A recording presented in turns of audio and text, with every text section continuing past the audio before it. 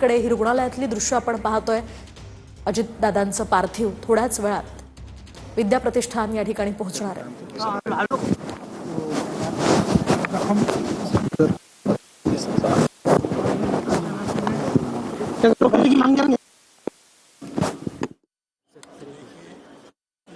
Mobile तुम्ही बाजूला काढा की नाही मांग करे नहीं करे, इतना बड़ा हादसा हुआ है। पुलिस करेगी, डीसी करेगी, अथॉरिटी करेगी, कैसे हुआ था? ये प्लेन से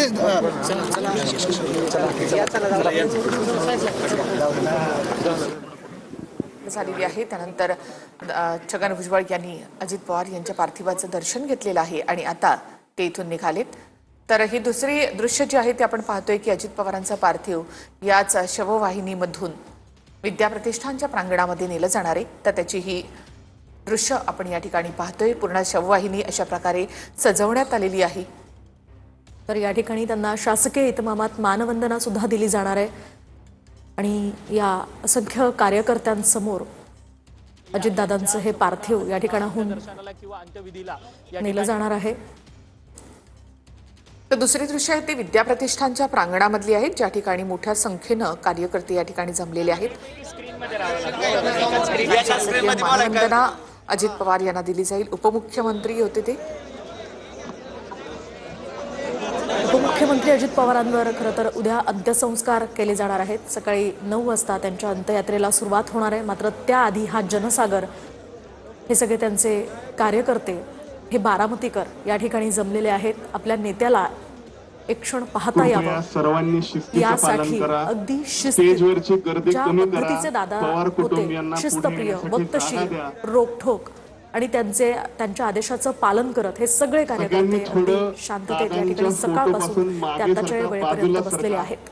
नक्कीच बारामतीकरांसाठी आज घड्याळाची टिकटिक याच ठिकाणी थांबलेली आहे असं इथे पाहायला मिळतंय। दादा परत या हा कार्यकर्त्यांचा आक्रोश या ठिकाणी पाहायला मिळतोय। आपण फोटोच्या बाजूला रेलताय, तर काही सूचना या ठिकाणी दिल्या जात आहेत, कारण राज्यातले मोठे नेते जे आहेत ते दादांच्या अंत्यदर्शनासाठी या ठिकाणी येत आहेत।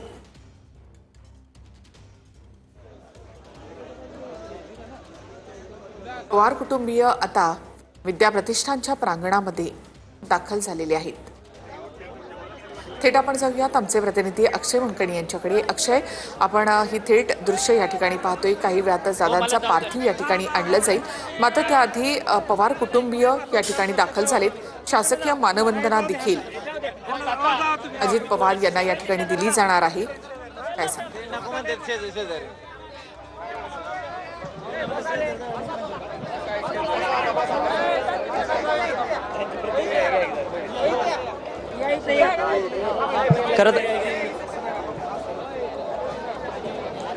निखिला, आपण पाहू शकतो की या सगळ्या विद्याप्रतिष्ठानच्या या सगळ्या मैदानावरती आपली नजर जाते। तिथेपर्यंत अजित पवारांवरती प्रेम करणारे हे सर्वच नागरिक जे आहेत ते आपल्याला पाहायला मिळतात। खरं तर थोड्याच वेळात अजित पवारांचं पार्थिव शरीर जे आहे ते विद्याप्रतिष्ठानच्या या मैदानावरती आणलं जाणार आहे आणि या ठिकाणी आपण पाहू शकतो की मोठ्या प्रमाणात गर्दी जी आहे ती या ठिकाणी उसळलेली असल्याचं आपल्याला पाहायला मिळतंय। बारामतीकरच नव्हे तर संपूर्ण राज्यभरातून अजित पवारांवरती प्रेम करणारे जे नागरिक आहेत ते अजित पवारांचं अंतिम दर्शन घेण्याकरता या ठिकाणी विद्याप्रतिष्ठानच्या या मैदानावरती आलेले असल्याचं आपल्याला पाहायला मिळतंय।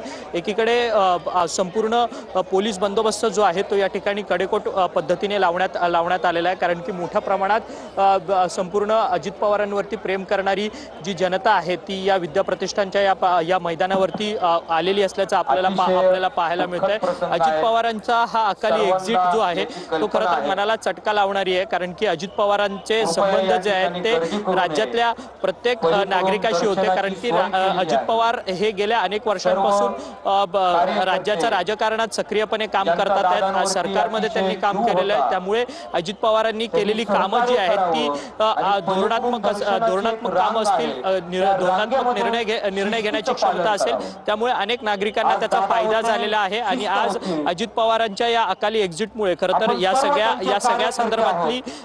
सगळ्या संदर्भातली माहिती जी आहे ती त्यांचे चाहते देखील आपल्याला देताना पाहायला मिळतात. अनेक जण म्हणतात की अजित पवारांनी केलेल्या कामांमुळे, घेतलेल्या निर्णयांमुळे आम्ही इथवर येऊन पोहोचलो. अजित पवारांनी आम्हाला मदत केली, त्यामुळे आम्ही आज समाजामध्ये काम करतोय किंवा वावरतोय, अशा पद्धतीच्या प्रतिक्रिया त्यांच्या चाहत्यांकडनं देण्यात येताना पाहायला मिळतात.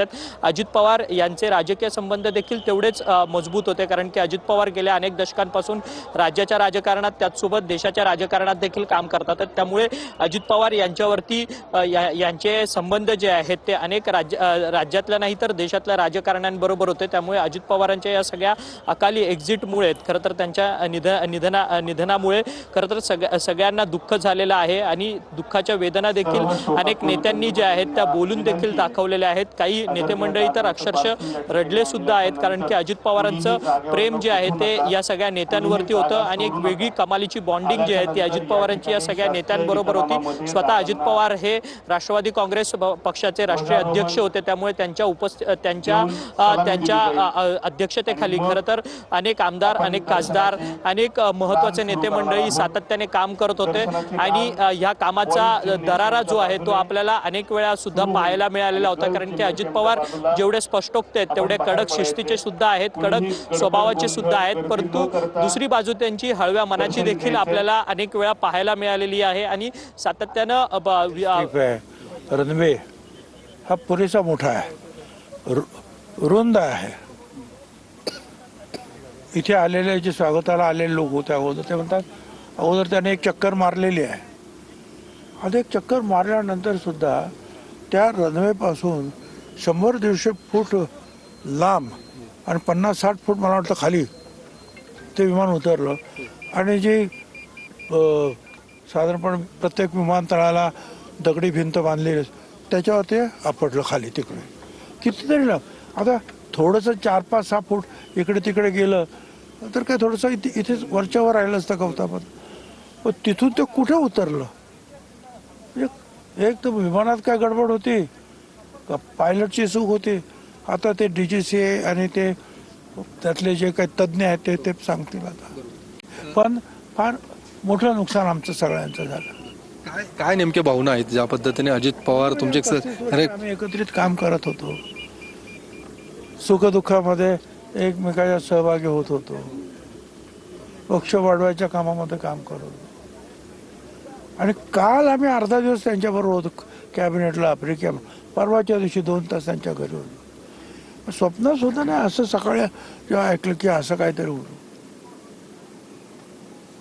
मोठी पोकळी तर अजून विश्वासच बसत नाही की आम्हाला उद्या भेटणार नाही तर आम्हाला अजित दादा, याचा मला अजून विश्वासच बसत नाही. मोठी पोकळी निर्माण झाली राज्याच्या राजकारणात. असं एखादा कार्यकर्ता गेल्यानंतर सुद्धा नुकसान होतं. आता एवढा मोठा पार्टीचा अध्यक्ष आणि उपमुख्यमंत्री गेल्यानंतर आणि एक चांगला कार्यकर्ता, चांगला राज्यकर्ता, निश्चितपणे नुकसान तर झालंच आहे ना. तर छगन भुजबळ यांनी ज्या ठिकाणी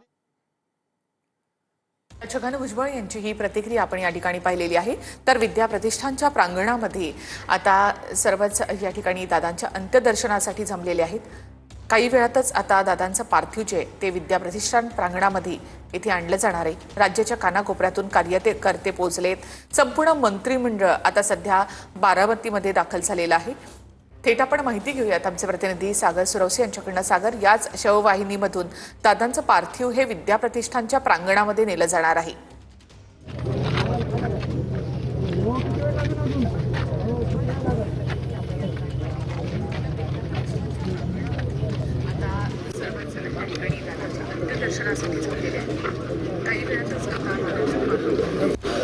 निखिला, आपण पाहतो की खरं तर गेल्या 1 तासापासून जे आहे ते अजितदादांचं जे पार्थिव आहे ते जवळपास या शासकीय रुग्णालयातील शवविच्छेदन विभागामध्ये ठेवण्यात आलेलं आहे आणि त्या ठिकाणी त्यांच्यावर जे शासकीय ज्या काही गोष्टी असतात, ज्या तांत्रिक गोष्टी असतात त्या या ठिकाणी पूर्ण करण्याची प्रक्रिया जी आहे ते सुरू आहे. आपण पाहतो खरं तर गेल्या 1 तासाभरापूर्वीच अजितदादांचे छोटे चिरंजीव जे आहेत ते देखील या ठिकाणी आलेले आहेत आणि त्या आत सगळी प्रक्रिया ज्या आहेत ती तांत्रिक प्रक्रिया पार पाडताना आपल्याला पाहायला मिळतात आणि काही वेळामध्ये या ठिकाणी अजितदादांचं हे पार्थिव जे आहे ते या ठिकाणी विद्याप्रतिष्ठानच्या प्रांगणामध्ये अंत्यदर्शनासाठी बारामतीकरांना ठेवण्यात येणार आहे. खरं तर अजितदादांच्या पार्थिवाचं दर्शन घेण्यासाठी खरं तर हे अंतिम दर्शन असणार आहे या बारामतीकरांचं, कारण यानंतर अजितदादा त्यांना दिसणार नाहीत. त्यामुळे मोठ्या प्रमाणात बारामतीकर असतील, राज्यातील कानाकोपऱ्यातील अजितदादा प्रेमी जे आहेत त्या ठिकाणी बारामतीमध्ये दाखल झाले आहेत. विद्याप्रतिष्ठानच्या प्रांगणात ते जमलेले आहेत. मात्र दुसरीकडे अजितदादांचं जे पार्थिव आहे ते शवविच्छेदन विभागामध्ये ठेवण्यात आलेलं आहे आणि त्या ठिकाणी त्यांच्यावरती जी काही प्रक्रिया आहे, शासकीय प्रक्रिया, ती देखील या ठिकाणी पार पाडली जाते आणि थोड्याच वेळात त्यांना या शववाहिकेतून विद्याप्रतिष्ठानला नेण्यात येणार आहे. त्यांचं पार्थिव जे आहे ते त्या ठिकाणी विद्याप्रतिष्ठानच्या प्रांगणात नेण्यात येणार आहे. खरं तर या शववाहिका जी आहे या शववाहिकेला फुलांची सजावट देखील करण्यात आली, कारण अजितदादांचं पार्थिव या शववाहिकेतून घेऊन गेलं जाणार आहे आणि त्यासाठी खरं तर या शासकीय रुग्णालयामध्ये देखील मोठ्या प्रमाणात अजितदादांचे समर्थक, अजितदादांचे चाहते जे आहेत त्या ठिकाणी गेल्या सकाळपासून इथे रेंगाळताना आपल्याला पाहायला मिळतात आणि अजितदादांच्या पार्थिवाचं अखेरचं दर्शन घेण्यासाठी ते देखील या ठिकाणी सकाळपासूनच ठाण मांडून बसलेले आपल्याला पाहायला मिळतात. खरं तर राज्याचे मुख्यमंत्री असतील, उपमुख्यमंत्री असतील आणि संपूर्ण मंत्रिमंडळ जे आहे ते या अहिल्यादेवी होळकर शासकीय रुग्णालयात जे आहे ते दाखल झालेलं होतं. दिवसभरात वेगवेगळ्या पद्धतीनं नेते जे आहेत ते येऊन सुनित्रा पवार ज्या अजितदादांच्या पत्नी आहेत त्यांची देखील भेट आणि सांत्वन भेट घेत होते. अजितदादांचं अंतिम दर्शन घेऊन त्या ठिकाणी पुढच्या प्रवासाला निघालं. मात्र आपण पाहतोय खरं अजितदादा हे एक उमद नेतृत्व होतं आणि बारामतीकरांच्या गळ्यातलं ताईत होतं असं तर वावगं ठरणार नाही, कारण ज्या पद्धतीनं अजितदादांचे समर्थक जे आहेत, विशेषतः युवा वर्ग जो आहे तो या बारामतीमधला युवा वर्ग सगळा या शासकीय रुग्णालय असेल त्याचबरोबरीनं विद्याप्रतिष्ठानच्या प्रांगणामध्ये लोटलेला आपल्याला पाहायला मिळतोय. युवा वर्गात अजितदादांची एक प्रचंड क्रेज सातत्याने पाहायला मिळत होती. अजितदादांचा जो दिलखुलासपणा असायचा, अजितदादांच्या सभा असायच्या, त्यामध्ये देखील या तरुण वर्गाचं मोठं उपस्थिती या त्यांच्या भाषणांना असेल, त्यांच्या कार्यक्रमासाठी सातत्याने असायचे. आणि आपण पाहिलं खरं तर राष्ट्रवादीमध्ये ज्यावेळेस फूट पडली त्यानंतर देखील अजितदादांनी ज्या पद्धतीनं बारामती नगरपालिका असेल याशिवाय विधानसभा असेल यामध्ये मोठं यश जे आहे ते संपादन केलेलं होतं आणि ते या बारामतीकरांच्या जीवावरच त्यांनी हे सर्व कमावलेलं होतं. खरं तर सर्वात महत्त्वाची गोष्ट म्हणजे आपण जर पाहिलं तर दर आठवड्याला अजितदादांचा जनता दरबार जो आहे तो या बारामतीच्या विद्याप्रतिष्ठानमध्ये जमत होता आणि त्याची देखील रांग जी आहे ते जवळपास 1 किलोमीटर 1.5 किलोमीटरपर्यंत जात असे आणि या विद्याप्रतिष्ठानच्या प्रांगणात आता त्यांना अखेरचा निरोप द्यावा लागतोय ही भावनाच खरं तर बारामतीकरांना पटत नाही आहे आणि त्यांच्या मनाला ती सहन होत नाही आहे. मात्र असं असलं तरी आपल्या नेत्याचं अंतिम दर्शन घेण्यासाठी ते आता या ठिकाणी बारामतीमधील विद्याप्रतिष्ठान असेल त्याचबरोबर शासकीय रुग्णालय जे आहे या ठिकाणी दाखल झालेले आहेत आणि आपल्या लाडक्या दादांच्या अखेरचं दर्शन घेण्यासाठी ते देखील या ठिकाणी सकाळपासून ठाण मांडून बसलेले आपल्याला पाहायला मिळतात. मात्र असं असलं आपण पाहिलं की खरं तर अजितदादा हे राज्याच्या राजकारणात कायमच चर्चेच्या केंद्रस्थानी राहिलेले आहेत. ते सत्तेत असले किंवा विरोधात असले तरीही अजित पवार कायमच चर्चेच्या केंद्रस्थानी आणि माध्यमांमध्ये देखील राहिलेले आहेत. बऱ्याचदा अजितदादा नॉट रिचेबल असायचे, मात्र ते माध्यमांवर भडकायचे सुद्धा. मात्र असं असलं तरी अजितदादा कायम चर्चेत आणि कायम हेडलाईनमध्ये असलेले नेतृत्व जे आहे ते आता या महाराष्ट्राने देखील गमावलेलं आहे. त्यांच्या कामाचा धडाका जर पाहिला सातत्यानं वृत्तांकन करताना पहाटे 6 वाजता ते फील्डवर उतरलेले आपल्याला पाहायला मिळायचे आणि सर्वच जे माध्यमकर्मी आहेत त्यांची देखील धावपळ होताना पाहायला मिळायची, कारण दादा हे वेळेच्या बाबतीत कायमच आग्रही असायचे. वेळेच्या बाबतीत ते अतिशय तंतोतंत वेळेचं पालन जे आहे ते सातत्याने करत असल्याचं प्रत्येक दौऱ्यामध्ये बारामतीमध्ये नव्हे तर मुंबई असेल, पुणे असेल, अगदी बीडचं पालकत्व घेतल्यानंतर सुद्धा अजित पवारांनी सकाळी 6:30